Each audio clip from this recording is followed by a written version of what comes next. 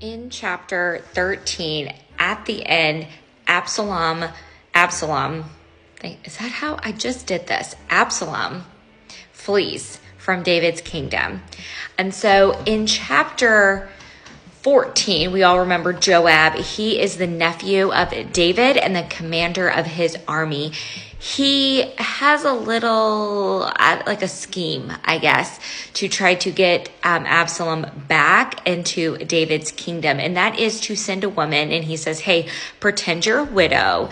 Make up this story about a son killing another that's yours, and convince him that you're trying to convict David. So that's what happens.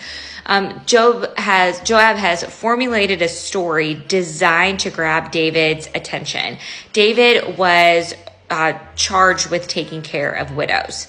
And so this woman says, sadly, I am a widow. My husband died. Your servant had 2 sons. They were fighting in the field with no one to separate them, and one struck the other and killed him. David hears the story, is moved, and says, as the Lord lives, he vowed, not a hair on your son will fall to the ground. David takes an oath to protect the murderer in this woman's story. He unwillingly agrees to protect Absalom, whose situation is the exact same. In verse 13, the woman asks, why have you devised something similar against the people of God? When the king spoke as he did about this matter, he was pronounced his own guilt. The king has not brought back his own banished one. So the woman brings a fictional case before David so that he might see his own injustice and place judgment on himself. So then King David's like, did Joab put you up to this? And she's like, yeah, he did.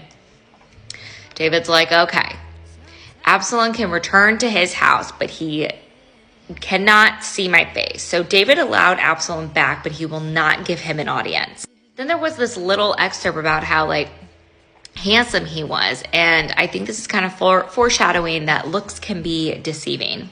Absalom wanted an audience with David, and so he had to send for Joab because he couldn't go directly to the king because the king said no, and Joab just wasn't feeling it. He wasn't giving him an audience with him. So Absalom sets Joab's field on fire to get attention.